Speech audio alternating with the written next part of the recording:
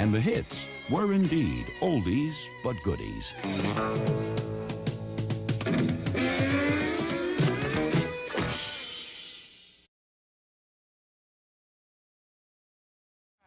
If you ain't selling your ass out, take your ass on in. Now get after the ball. Get to somebody. We can take them, man. We can take them out. We can break their will and we can take them out, man. It's a contact sport. It's a hitting game, and it starts right here. We're doing the hit. Yeah!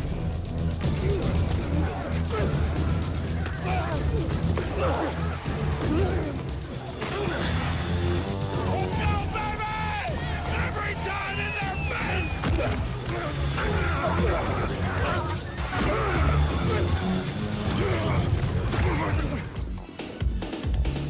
As a pass rusher extraordinaire, Swilling employs an explosive burst off the line of scrimmage. In an instant, he is a step ahead. This quickness leaves his rivals at an embarrassing disadvantage, and the opposing quarterback becomes the ultimate victim.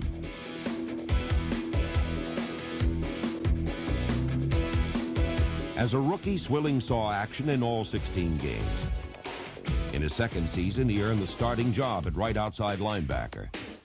Since then, he has been a team leader in tackles, sacks, and forced fumbles. More important, in the 5 years since Swilling became a starter, the Saints have never had a losing season and have been to the playoff 3 times. Sacks are a major motivator for any pass rusher, and as a pocket buster, Swilling stars, averaging 11 sacks per year. I think it's kind of sets the pace for you for a year. When you rush the passer as much as I do, you're always trying to get to the quarterback, and you always want to get those sacks. That's a big thing among linemen, linebackers. You always try to get to the quarterback and mount up as many trophies as you can. And trophies, I mean quarterbacks. But the main thing is to help your team win, and that's something that I've been able to do, and that's why I feel so good about winning this award.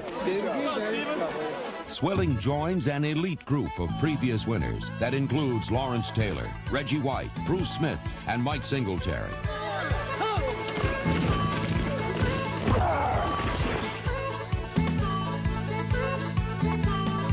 This season, number 56 led the NFL with 17 sacks. And his mere presence made his teammates better. That may well be the critical part of the total picture that made him the year's most dominant defender. You kind of try to look ahead, while not only getting the sack, but also knocking the ball loose and hopefully enabling your team to win.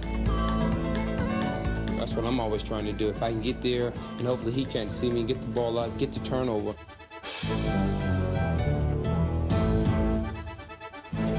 For Gable, dropping the throw, a hit from behind, the ball came loose, it's still loose and around the 10, it's still loose at the 5. Indeed, Pat Swilling has become the complete defender. Now, looking for the screen, looks like he's going to toss it over to him, picked up at the 38, to the 30, down to the 20, the 10, 5, touchdown save, a 39-yard touchdown. New Orleans linebacker Pat Swilling, the 1991 Defensive Player of the Year.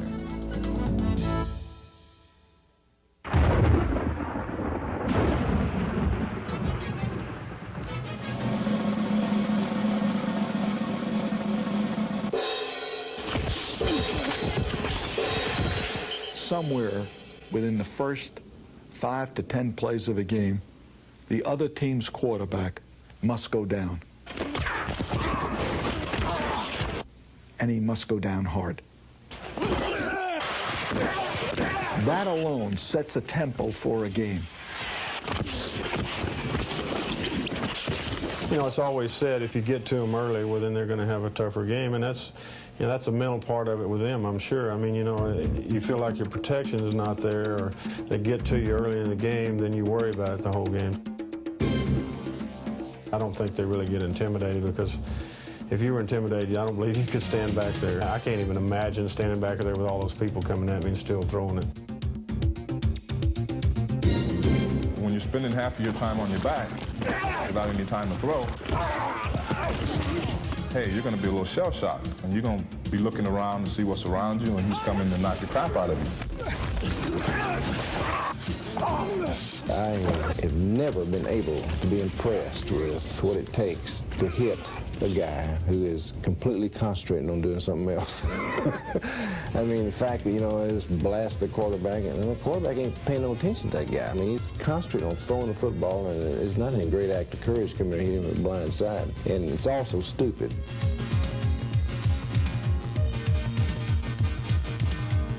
While the NFL has amended many rules to help protect the quarterback, the fact remains that on every play, he must operate in the eye of a storm. Liberalized blocking schemes, the in-the-grasp rule, and the ability to slide feet first without being hit were designed to protect the NFL's most vulnerable player. However, the interpretation of those rules is often open to question. Hey, man, I'm all for that call, man. Stay off them QBs, man. Stay off of them QBs. He don't know. He's been around for 8 years. He should know the slide. I'll tell you, you get out there in the, in the field and you start running around like that, those guys, their eyes light up like they just hit the jackpot, man. With the propensity to throw the ball, approximately 6 out of 10 offensive plays in the NFL, this guy is going to be a target of a lot of unprotected hits. Right when he releases that ball, many times he's getting splattered, and a lot of times from the blind side. Today, a quarterback must stand up to a multitude of complex defensive schemes that can force a coach to keep it simple in order to keep his quarterback safe. But I didn't want to do anything exotic there. Get him hit again, and we got who came free on the play pass. By virtue of having more schemes and more defensive looks, you can have more mental mistakes in the ball game. Free shot type of situations. Jim, you want to go in or you want to take a break? I want in. If we're up by 8, I want in. all right. They're not only now blitzing, they're assaulting the quarterback. They're bringing corners, they're bringing safeties, and they're basically trying to hurt the quarterback. Count how many times we knock him down. The amount of times that we knock him down will have an attrition on the way he sees and the way he responds in the pocket. So now they're presenting more problems and they're committing more people than they've ever done in the history of the game, and that's why those guys back there are getting hurt. We as a defensive player try to get the edge, and if we can put out the #1 quarterback, we've gained the edge and also the potential to win the game.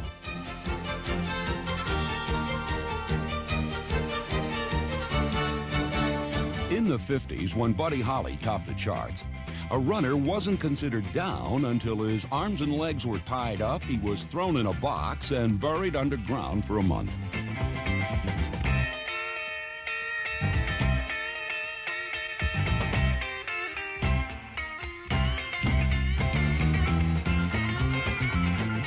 Benches yelled, "Hit him high, give him an elbow," and someone usually obeyed the command. And if no one on the field would, someone on the sideline might. They'd even hit a man when he was down. It was almost as hard to watch as it was to play. In the 40s, Sammy Baugh was a mild-mannered quarterback, but he showed defender George Wilson that the forward pass was a weapon in more ways than one. In a ball game, old George came through there and he racked Sammy from the blind side. Sammy called the same pass play. He said, "Don't anybody touch George." He got around. Sammy was looking this way, could see George coming out of the corner of his eye. And remember, no face mask in those days. He just turned around and whop! Hit. You didn't have to block George after that. George would come in and stop a little bit, look around, see what's going on. In 1944, Ed Sprinkle joined the Chicago Bears. He played defensive end, and despite weighing only 200 pounds, he could put on the hits with the best of them. Well, Ed Sprinkle was probably, in his day, the most feared pass rusher in football. Ed Sprinkle was a 190-pound rattlesnake. He was the meanest guy in the world. 30, small guy, 205 pounds, tough guy. He hit you when you weren't looking. He was known as the Claw, and for good reason. They called him a hatchet man and a headhunter. Sprinkle had no remorse. I'd hit anybody on any play as hard as I could hit them, and that's the way I played. So did Chicago's Doug Atkins.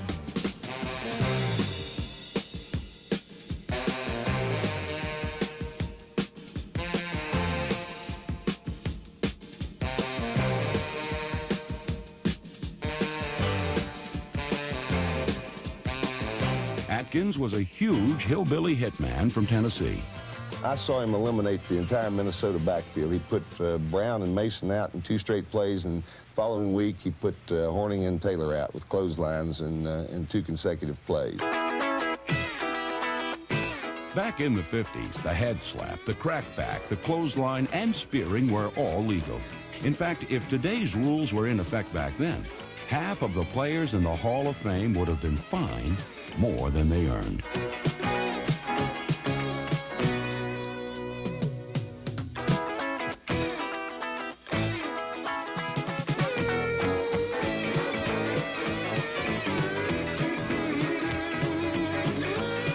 Preserved in black and white is perhaps football's most colorful era, when Bill Haley and Chuck Berry topped the charts, and the hits were indeed oldies but goodies.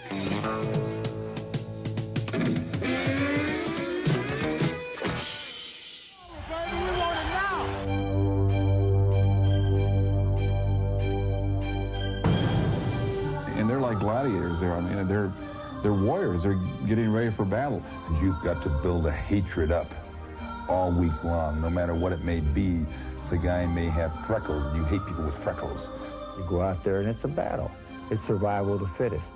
It's a challenge. You make a commitment. You're either better than the other guy or he's better than you every play. I think it's a chemistry that happens that comes together, it's slammed together right before kickoff.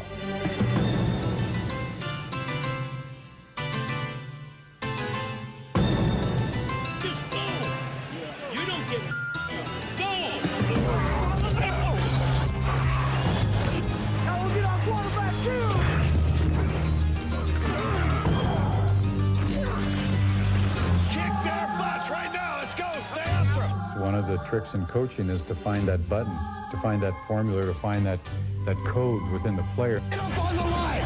Don't you know how much time's on the clock? Defense is kind of wild and frenzied. Yeah!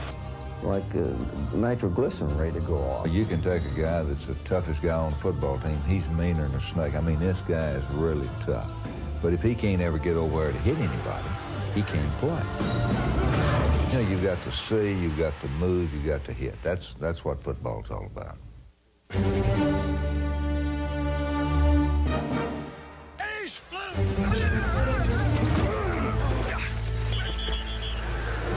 That'll cool your ass off. But the simple act of applying might and muscle can bring out as many conflicting approaches to hitting as there are hard-nosed men who've played the game. Football is a violent game. It's a vicious struggle to be number one. It's a vicious game. It's an enjoyment. It's fun. There's a great deal of satisfaction. And you'd be hard-pressed to find a football player who really looks at football as barbaric. You are playing the game of war.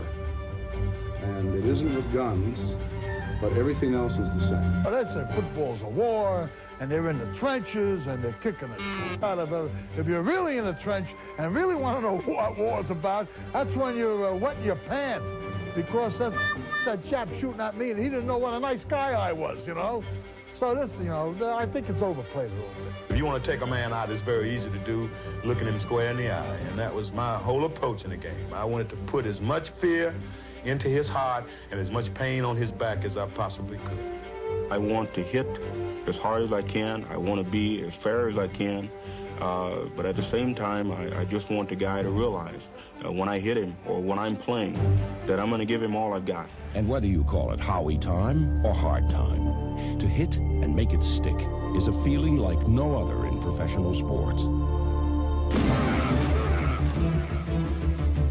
It's a kind of a sound It's a, a special type of sound that the pads make, and it's just a feeling. It's like for an offensive player scoring a touchdown.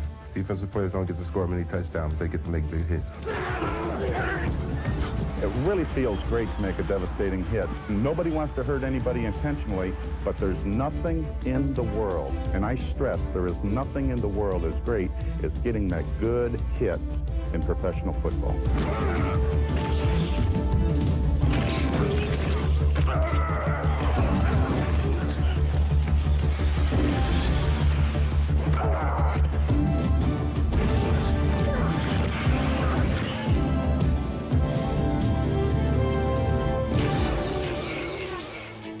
The wedge buster is the irresistible force. The wedge is the immovable object. When they meet, one or the other must give.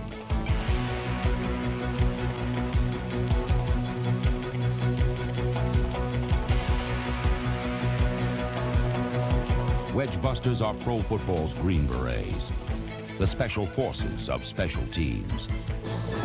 Wedge busters ride to the sound of the guns, then into their muzzles.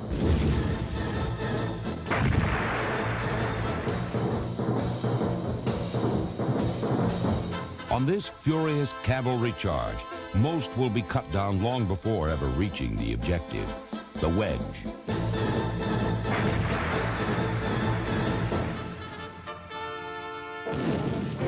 And the way we do that is occupy enough people that another man is free to make the good hit on the ball carrier.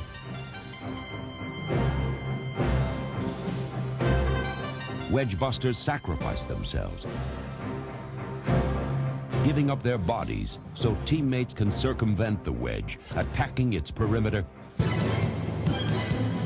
or sneaking through its center.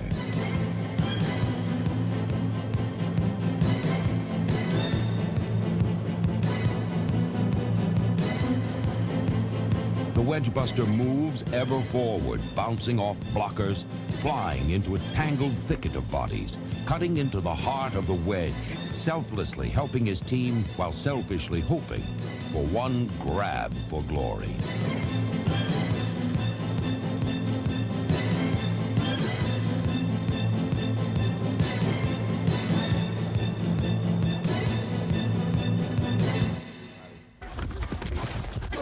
You don't ever go into a game, at least I don't, with the idea of hurting somebody or taking them out, but you want to physically intimidate somebody when you're playing against them. Damn, I gotta beat this guy.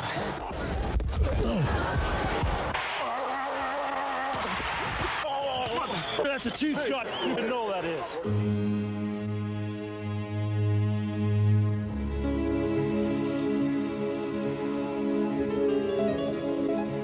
On this down and dirty dance floor, huge men perform a punishing pirouette.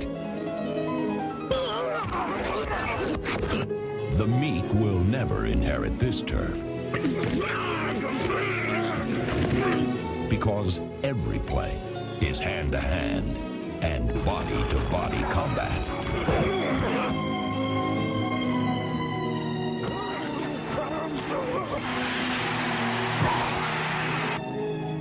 In the pit, there is more violence per square foot than anywhere else in sport.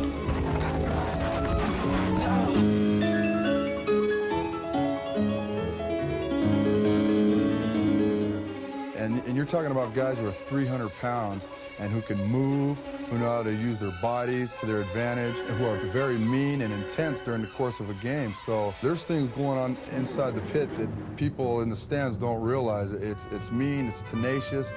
It's the most incredible thing you could ever imagine if you're down in there. I've got more cuts on my hands in this one half alone than I had all year.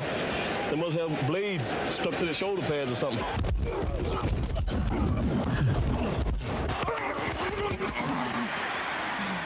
It really is survival of the fittest. Make no mistake about it. You have a rules maker, but they arbitrarily intervene. Hey, you stay off! You stay off that pile! Just get out of here. You're on. Stay off! Dang, that guy, he's coming in every pile. Hey, knock it off! Knock it off! Knock it off! That hurts, but do it again. Let me see. Let's go, baby. Let's go. It doesn't feel that bad, I don't think. We'll give it a try.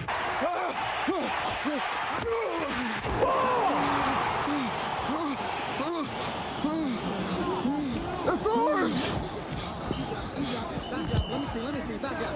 Come in here. Denver ball.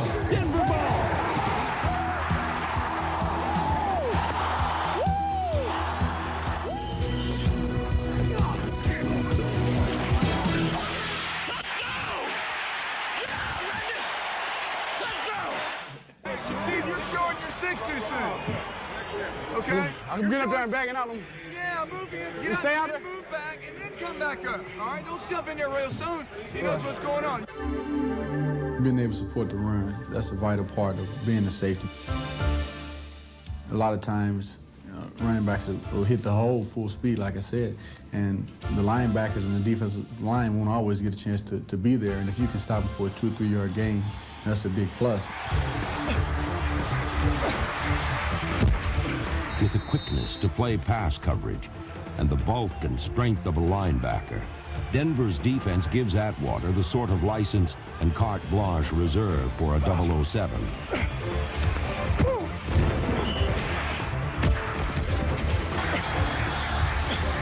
However, instead of a Beretta, number 27 gets the drop on opponents with exceptional athletic skills and unbridled enthusiasm. Throw it to me, baby, throw it to me. Work the wave on that ass.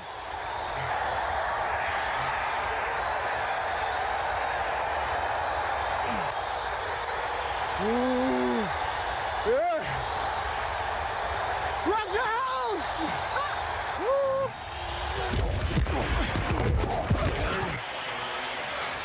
Come on, big man. Why'd you help him out? Mind game, baby. Mind game. Hey, mind game.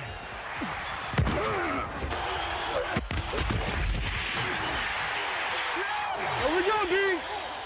They can't score on us, baby. They can't score on us.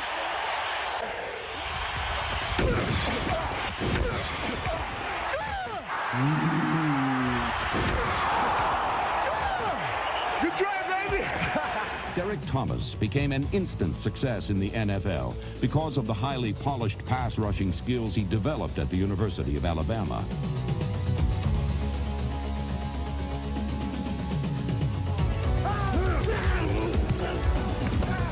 Thomas not only followed in the footsteps of his predecessor, Cornelius Bennett, he created even bigger footprints, and his crimson shadow was cast over every opponent. Shadows that grew as much from hard work as God-given talent.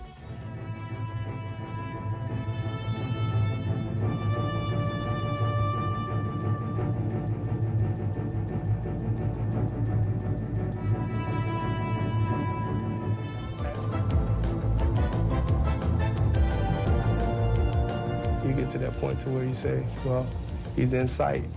And at that point, you just lock him in and go for it. The highly motivated pass rusher registered an NFL record 30 sacks in his first 2 seasons. In 1990, Thomas sacked quarterbacks 20 times. And on November 11th, he set an NFL single-game record with an amazing performance against the Seattle Seahawks and quarterback Dave Craig. He's back to throw.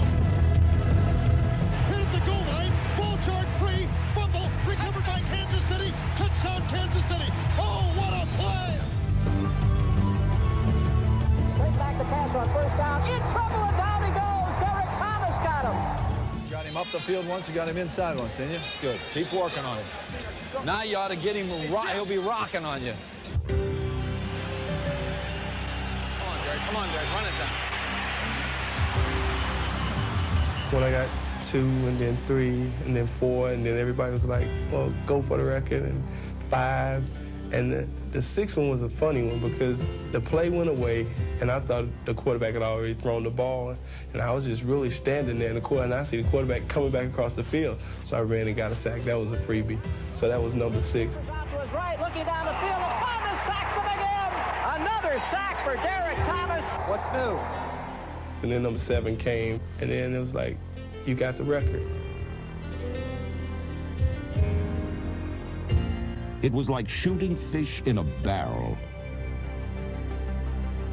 But like any fish story, it was the one that got away that proved to be the biggest. The thing I most remember about that game is the sack I didn't get. And that's the one that still haunts me. Derek Thomas is a key here. See if he can put the heat on him. Last play of the ball game. Snap to Craig. Back to pass. Derek Thomas comes in, and Craig breaks the tackle of Thomas. Craig throws in the end zone. It's caught. Touchdown, Seattle. I don't believe it. Touchdown, Seattle. I tell you what I liked about what he said after that game. Even though he had 7 sacks, set the NFL record, he says, the sack that I didn't get, which was the last play of the game in which Craig got out and threw the ball for a touchdown to beat us on, that he said that's the one he'll remember the most. And that's the type of player you really want on your football team. And I know he means that. There's only going to be a few people ever that's the best at what they do. And, you know, right now, Lawrence Taylor is the best. And one day, I want to achieve that status. I want to be the best.